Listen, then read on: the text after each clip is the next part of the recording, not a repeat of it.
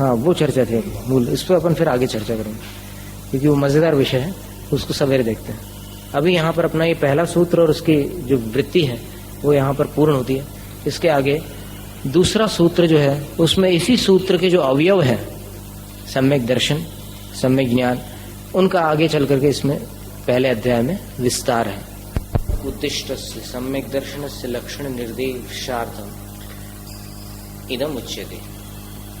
अब मोक्ष मार्ग रत्नत्रय को बदलाया और रत्नत्रय में आदौ उद्दिष्टस्य सबसे पहला जो नाम था वो सम्यक दर्शन का था। तो उस सम्यक दर्शन का लक्षण निर्देशार्थ, लक्षण बतलाने के लिए इदम उच्यते, ये सूत्र कहा जाता है। माने तत्वार्थ सूत्र का दूसरा सूत्र सम्यक दर्शन का लक्षण बतलाने के लिए आचार्य उमा स्वामी आचार्य कह रहे हैं। तत्वार्थ श्रद्धानम सम्यक दर्शनम। तत्वार्थों का श्रद्धान सम्यक दर्शन। अब व्याख्या देखिए, 10वां अनुच्छेद। तत्व शब्दों भाव सामान्य वाची। तत्व शब्द जो है वो भाव सामान्य का वाचक है। माने तत्व का मतलब होता है भाव। कथम, कैसे? तत् इति सर्वनाम पदम। तत् जो है वो सर्वनाम पद है।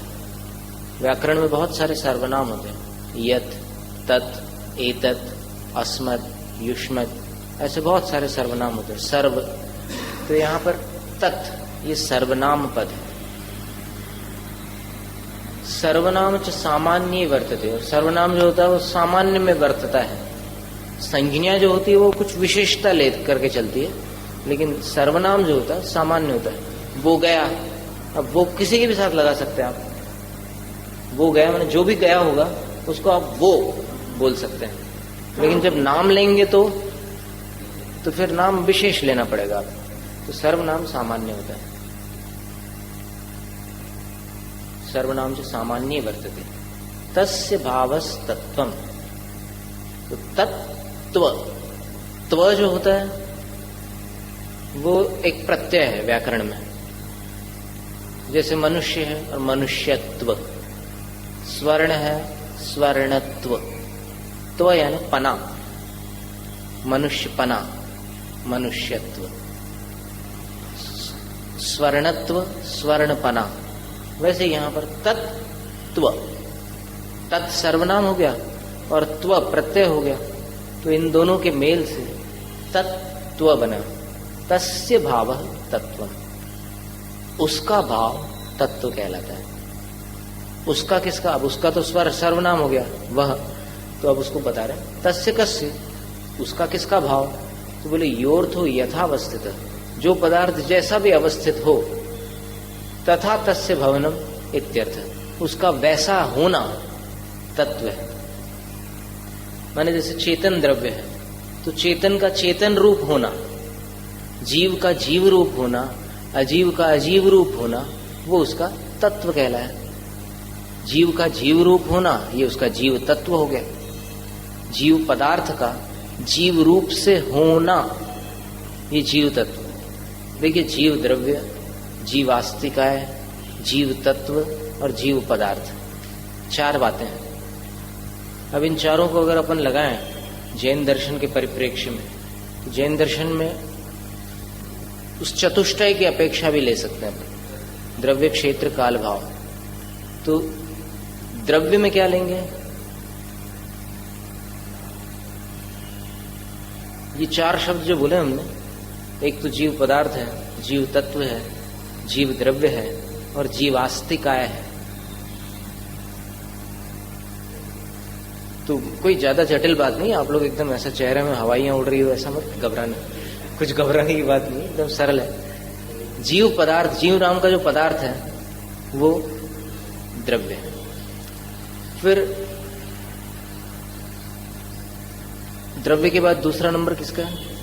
क्षेत्र का। तो प्रदेश जहां अधिक हो तो उसको काय बोलते हैं, और अस्तित्व सहित जो काय होती है उसको अस्तिकाय बोलते हैं।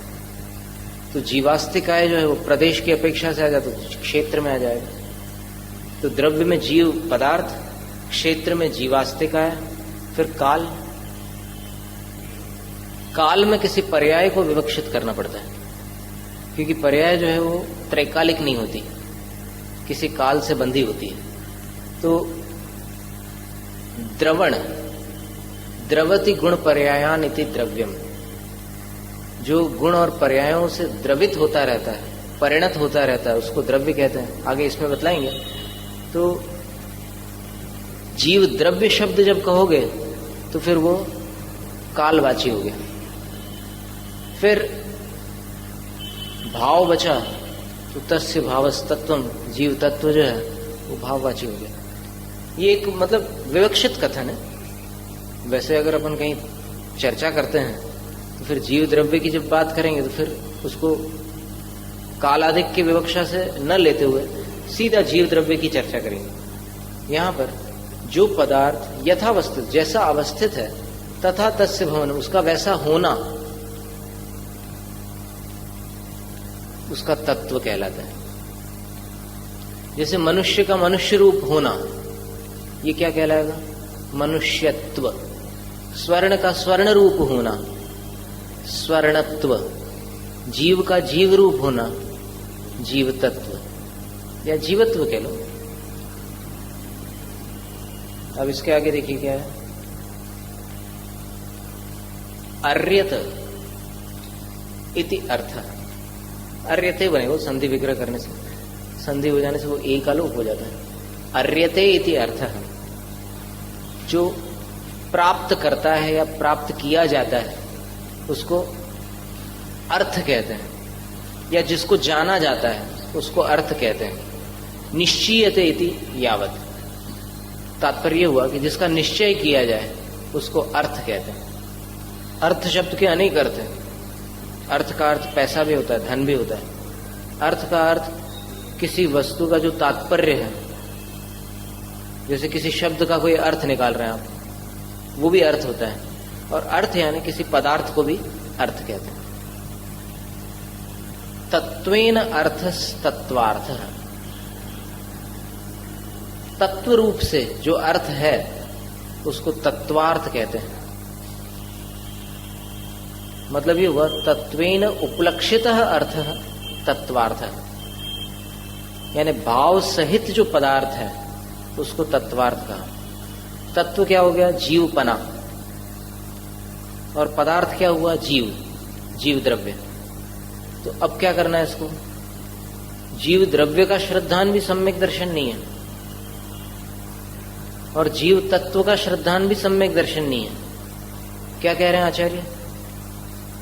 तत्व सहित जो पदार्थ है उसका श्रद्धान, क्योंकि जो भाव है वो पदार्थ के बिना नहीं होता, और पदार्थ भावों से रहित नहीं होता। इसलिए भाव सहित जो भाववान है पदार्थ, उसका श्रद्धान सम्यक दर्शन। ये बात समझने की थी। मतलब अपन सामान्यतः ये समझते हैं कि 7 तत्वों का श्रद्धान सम्यक दर्शन, लेकिन यहां आचार्य महाराज ने तत्व श्रद्धानम सम्यक दर्शनम नहीं कहा। तत्व यानी भाव, और अर्थ यानी पदार्थ।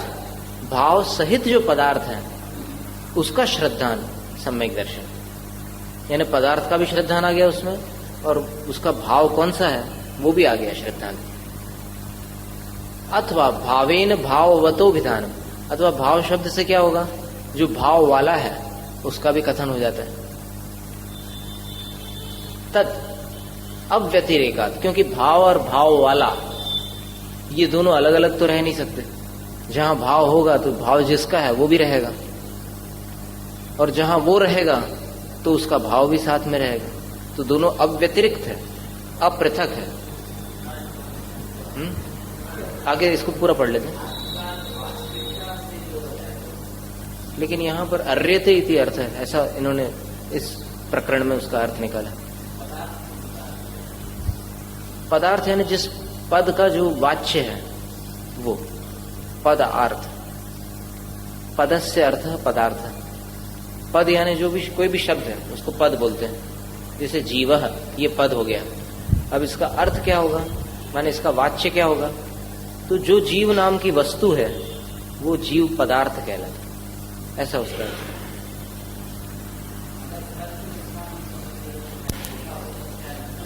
वही तो बता रहे हैं कि नुकसान तो नहीं होता, लेकिन फिर भी उसको दोनों की तरफ दृष्टि लाने के लिए ये बात कही, क्योंकि यहां तो यही खोल रहे हैं कि भावेन भाववतो विधान। अगर अकेला भाव भी कह दो तो फिर भाववतो विधान, वो भाव वाला जो है उसका भी कथन हो जाता है। क्यों? तो बोले कि तद अव्यतिरेका, दोनों अलग नहीं रह सकते। जहां भाव होगा वहां भाव वाला होगा, जहां भाव वाला होगा वहां पर भाव होगा, इसलिए दोनों अलग नहीं हो सकते। तत्वमेव अर्थस तत्वार्थ, अथवा दूसरा विग्रह इसका ऐसा कर लो कि तत्व को ही पदार्थ समझ लो। तत्व नाम की कोई चीज है, बस वही तत्वार्थ हो गया। तत्वार्थस्य श्रद्धानम, ऐसे तत्वार्थ का जो श्रद्धान है, तत्वार्थ श्रद्धान, उसको तत्वार्थ श्रद्धान कहते हैं। सम्यक दर्शनम प्रत्येतव्यम, उसको सम्यक दर्शन स्वीकार कर लेना चाहिए। तत्वार्थ का श्रद्धान ही सम्यक दर्शन मानना चाहिए। तत्वार्थश्च वक्षमाणो जीवादि, और जो तत्वार्थ है वो आगे कहा जाने वाला जीव आदि पदार्थ है, जीव आदि तत्व है। तत्व और पदार्थ वही, उसमें अभेद कर लो तो अभेद हो जाएगा, भेद कर लो तो भेद हो जाएगा। वक्षमाणो,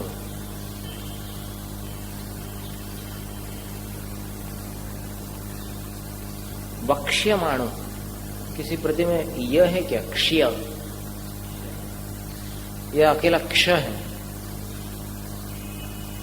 वो वाला जो दूसरा सर्वार्थ सिद्धि है ना, मूल संस्कृत वाले, वो भी अपने साथ होती तो ज्यादा अच्छा रहता। तो अध्याय करने में कभी कभी कुछ पाठ जो होते हैं थोड़े से उलझन पैदा करने वाले होते हैं। वक्ष्यमाणो, ऐसा पाठ होना चाहिए। वो तो ठीक है, क्ष के बारे में हम बोल रहे हैं। क्ष के स्थान पर क्ष्य होना था, क्योंकि कर्मवाच्य में क्ष्य ही बनता है। ये कर्तृवाच्य में बना दिया वक्षमाण। ठीक है, इससे आप लोगों को क्या मतलब व्याकरण से? आपको तो भावार्थ समझना। दृश्येरालोकार्थत्वात् श्रद्धानम, श्रद्धान अवगतिर न उपपद्यते, श्रद्धानावगतिर न उपपद्यते। अब कोई शंकाकार कहता है कि दृश्य धातु जो है वो देखने के अर्थ में आती है, दृष्टि बनता है जब दर्शन यानी देखना होता है, तो फिर इसको यहां पर श्रद्धान कैसे ले लिया आपने? सम्यक दर्शन को अच्छी तरह देखना, ये न लेकर के आप श्रद्धान अर्थ में ले रहे हैं, ये कैसे हो सकता है? ये बात कैसे बन सकती है? न उपपद्यते, ये बात नहीं बनती। तो आचार्य कहते हैं धातु नाम अनेकार्थत्वात् अदोष। बोले कि संस्कृत में जो धातुएं हैं जिनसे शब्द रचना की जाती है, वो एक एक धातु के कई अर्थ होते हैं, इसलिए एक अर्थ पकड़ करके एक ही अर्थ निकालो, ये बात उचित नहीं है। इसलिए हम यहाँ पर दृष्टि का कोई दूसरा अर्थ ले रहे हैं, इसलिए दोष नहीं आता। दर्शन अर्थ न लेने से हमें दोष नहीं आता।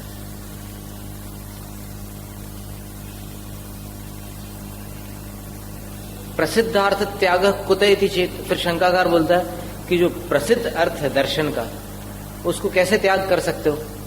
भले धातु के अनेक अर्थ हो, लेकिन जो प्रसिद्ध अर्थ है उसको छोड़ करके जो अप्रचलित असिद्ध अप्रसिद्ध अर्थ है उसको आप कैसे ले सकते हो श्रद्धान? तो आचार्य कहते हैं मोक्ष मार्ग प्रकरणात्, ये प्रकरण मोक्ष मार्ग का चल रहा है, तो मोक्ष मार्ग का प्रकरण होने से अपन दर्शन का अर्थ देखना नहीं लेंगे, दर्शन का अर्थ श्रद्धान लेना पड़ेगा।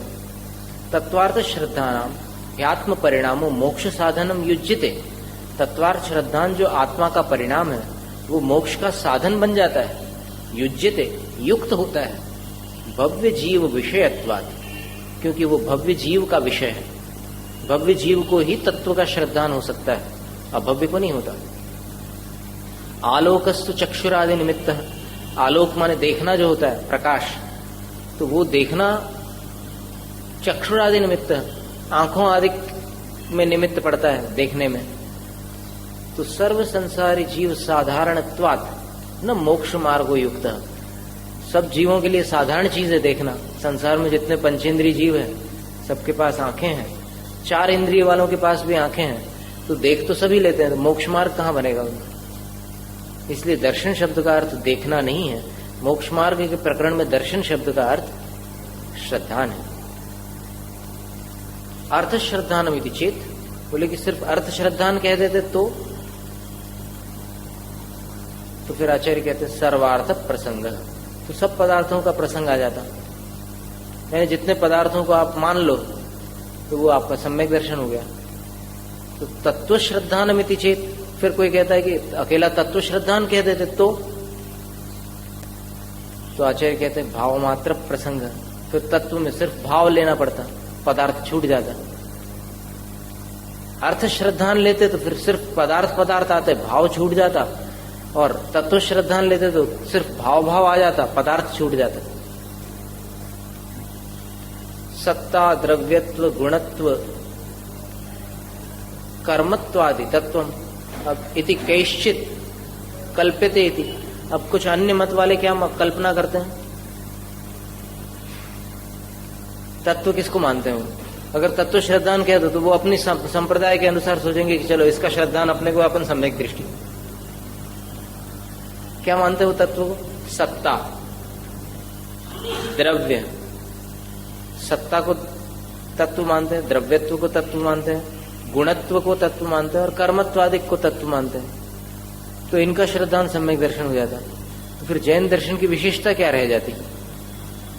अगर सिर्फ तत्व श्रद्धान कह देते तो फिर उनको अपने तत्व का श्रद्धान है, तो फिर वो उसको सम्यक दर्शन मानते हैं।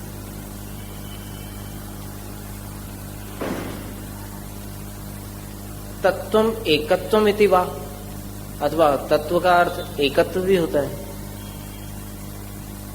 तो सर्वैक्य ग्रहण प्रसंग, तो तत्व अगर कहते तत्व श्रद्धान का मतलब सबको एक मानने का प्रसंग आ जाता।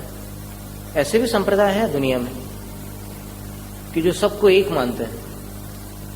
जब एक अमेरिकन दार्शनिक है, उसने 20 दर्शनों का अध्ययन किया है, लेकिन ऐसा लगता है कि जैन दर्शन का नहीं किया, क्योंकि जैन दर्शन का उतना प्रचार प्रसार नहीं है। लेकिन 20 दर्शन होगा, उसमें बौद्ध दर्शन है, सांख्य दर्शन है, फिर अन्य भी जो ताओ धर्म आता है चीन में वो भी है, कन्फ्यूशियस का दर्शन भी है। ऐसे बहुत सारे दर्शनों का उसने 20 दर्शनों का अध्ययन किया और फिर उसने ये बताया कि सब एक है। ये जो कुछ भी अलग अलग दिख रहा है वो भ्रम है, और इस भ्रम का मिट जाना ही वास्तविक सुख का कारण है। तो ये एक दर्शन हो गया ना। तो ये भी एक मान्यता है। तत्व का अर्थ क्या होता है? एकता। अब एक शब्द के कितने अर्थ निकलते हैं, तो तत्व का शब्द अर्थ अगर ये निकालो एकता, तो फिर सर्वस्व ग्रहण प्रसंग, सर्वैक्य ग्रहण प्रसंग, सबको एक मानने का प्रसंग आ जाएगा। पुरुषे वेदम सर्वम, और फिर ऐसा माना भी है उपनिषदों में, ये श्लोक उपनिषद का दे दिया, पुरुषे वेदम सर्वम, ये सब आत्मा ही है। और योग वासिष्ठ महारामायण हमने जब देखी और उसके ऊपर जो इंग्लिश में कमेंट्री थी वो पढ़ी, तो फिर उसमें ये निकला कि सब चेतनात्मक है, अचेतन कुछ भी नहीं है, ऐसा उनकी मान्यता में है। मतलब वहां पर अजीव नाम की कोई वस्तु नहीं रहती। जो कुछ भी जाना जाता है, जाना उसी को जा सकता है जिसमें चेतना हो। वो ये नहीं कह रहे कि जान वही सकता है जिसमें चेतना हो। जैन दर्शन क्या कहता है? जान वही सकता है जिसमें चेतना हो। और वो क्या कहते हैं योग वासिष्ठ वाले? कि जाना वही जा सकता है जिसमें चेतना हो। और सर्वज्ञता तो सब लोग मानते हैं। सब लोग ये मानते हैं कि हमारे भगवान सर्वज्ञ हैं, भले उनको 2 मिनट बाद का ज्ञान न भी हो। जैसे शंकर जी हैं, उनका एक दृष्टांत आता ना कि जब उसने असुर ने वरदान मांगा तो उनने बोला कि तथास्तु, वरदान प्रदान कर दिया उनने कि बोले तुम्हारी इच्छा पूरी हो। उसकी इच्छा क्या थी? कि मैं जिसके सिर पर हाथ रखूं वो भस्म हो जाए। तो वरदान दे दिया। अब इसने बोला कि ये कैसे पता चले कि ये वरदान फलित होगा? तो बोले तुम प्रयोग करके देखो। तो प्रयोग करके देखे तो वहां सामने कोई दिख नहीं रहा था। बोले कि अब आप ही दिख रहे हो, आपके ऊपर रख के देखता हूं मैं हाथ। तो वो भागे जान बचा करके। और फिर आगे वो मोहिनी अवतार की कथा आती है, विष्णु की जो 10 अवतार है ना, उसमें एक मोहिनी अवतार आता है। तो फिर विष्णु मिल गए रास्ते में, बोले कि कहाँ भागे शंकर जी। शंकर जी बोले कि ऐसी समस्या आ गई। तो फिर बोले कि चलो कोई बात नहीं, मैं संभालता हूँ उसको। और फिर उन्होंने वो मायाचारी की, माया धारण की, रूप बदला और फिर उसका निराकरण कर दिया। भस्मासुर नाम पड़ गया उसको, खुद ही भस्म हो गया वो जिसको वरदान दिया था। तो फिर अब यहां पर बात यह आती है कि जो सर्वज्ञ है, क्या उसको ये नहीं पता कि असुर मेरे पर प्रयोग करेगा? और यदि पता है तो फिर वरदान क्यों दे रहे कि जब मुझे ही जलाने के लिए पीछा करेगा तो फिर वरदान क्यों दे रहे? तो इसलिए सर्वज्ञता जो है ऐसी नहीं होती कि जिसमें थोड़े समय बाद क्या होने वाला है ये भी ना पता हो। 18 दोषों से रहित है भगवान का स्वरूप। जो दोष मुनियों में नहीं है, वो दोष अगर भगवान में हो तो फिर मुनि उनकी आराधना क्यों करे? समझ में आ रही बात? और गृहस्थों में भी जो दोष नहीं है, वो दोष अगर भगवान में हो तो फिर गृहस्थ क्यों करे उनकी आराधना? गृहस्थ मुनि को मानते हैं, मुनि भगवान को मानते हैं।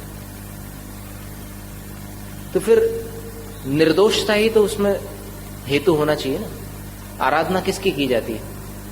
जिसमें कोई गुण हो, और जिसमें अवगुण हो उसकी आराधना कैसे संभव है? तो अब देखिए वहां पर उस दृष्टांत में वो जान बचाकर भागे, इसका मतलब क्या हुआ? उनको डर लगा। भागने का कारण क्या है? जो निडर होता है वो भागता क्या? तो भागे का मतलब ये हुआ कि उनके अंदर भय था। अब साधु के सामने अगर सांप आ जाता है तो साधु शांतिपूर्वक बैठे रहते हैं। आचार्य शांति सागर महाराज जी के तो शरीर पर कई बार सांप चढ़े हैं। तो जिसको मृत्यु का डर है वो भगवान कैसे? ये सारी बातें आती है उसमें। बहुत सारे तर्क वितर्क शंकाएं बहुत उठती है। द की ऑफ नॉलेज नाम की एक किताब है, बैरिस्टर चंपत राय की लिखी हुई। उसमें इन्होंने बहुत सारी सुंदर बातें लिखी है क्रिएशन के बारे में। मुख्य रूप से 3 धारणाएं हैं सृष्टि के बारे में। जैन दर्शन के अनुसार तो सृष्टि का कोई रचयिता नहीं है। लोक अलोक आकाश माही फिर निराधार जानू, पुरुष रूप कर कटी भय षट द्रव्यन सो मानु, इसका कोई न करता हरता अमिट अनादि है, जीवर पुद्गल नाचे या में कर्म उपाधि है। माने इसका कोई कर्ता हरता नहीं है, कोई बनाने वाला नहीं है, कोई नष्ट करने वाला नहीं है। और जो ब्रह्मा विष्णु महेश की जो मान्यता है, जैन दर्शन की अपेक्षा से अपन विचार करें, नाम को मत पकड़ो। तो क्या ब्रह्मा सृष्टि, फिर विष्णु पालन करता और महेश्वर संहार करता। ये 3 बातें तो जैन दर्शन में मान्य है, उत्पाद, व्यय और द्रव्य। अब उसको हो सकता है किसी विद्वान ने रूपक के रूप में ऐसा प्रस्तुत किया हो और फिर मंद बुद्धि जीवों ने उसकी ऐसी कल्पना कर ली, उसको उस प्रकार से मान लिया हो। बाकी कहीं भी आप देखें तो मूल जो जड़ मिलेगी आपको वो कहीं ना कहीं जैन दर्शन में ही प्राप्त होगी। और उसका कहीं एकांत पकड़ लेने के कारण या फिर कुछ अन्यथा अर्थ ग्रहण कर लेने के कारण वही चीज अन्य मत के रूप में प्रचलित हो गई। अब जैसे यहां पर आप पूछेंगे कि तत्व एकता का वाची है, तो फिर जैन दर्शन में इसका कैसे अर्थ घटित होगा? तो जैन दर्शन में भी अपन इसका अर्थ इस रूप में घटित कर सकते हैं, जैसे 2 प्रकार की सत्ता का वर्णन है, एक अवान्तर सत्ता और एक महासत्ता। तो महासत्ता तो सबको एक रूप मानती है। महासत्ता माने सबकी एक जो सत्ता है, अनादि निधन जो सबकी एक सत्ता अस्तित्व है, वो महासत्ता है। उसमें फिर कोई भेद नहीं है किसी का, ये जीव है, ये अजीव है, ये आकाश आदि है, कुछ नहीं, वो एक सत्ता है बस। लेकिन उसको यहां पर सम्यक्त के प्रकरण में ग्रहण नहीं करना है।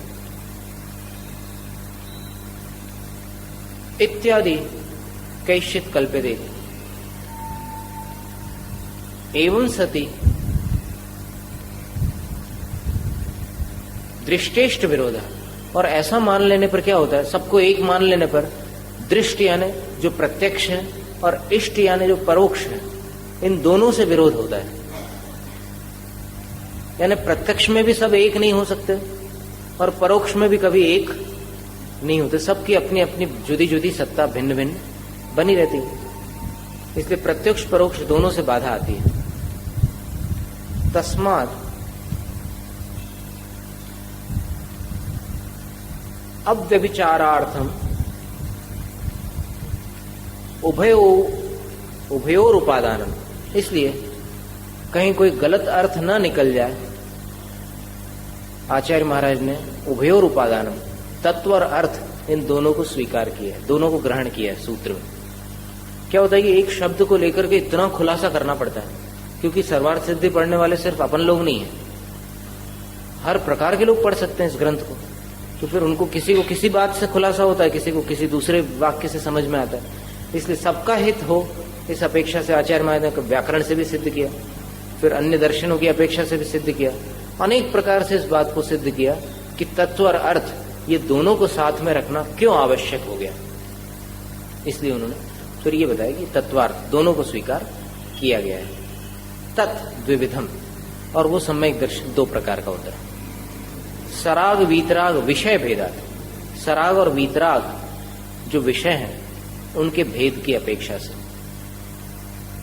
यानी सराग जीव में भी सम्यक दर्शन हो सकता है, वीतराग जीव को भी सम्यक दर्शन हो सकता है, अथवा राग के साथ भी सम्यक दर्शन होता है और वीतरागता के साथ भी सम्यक दर्शन का अस्तित्व रहता है।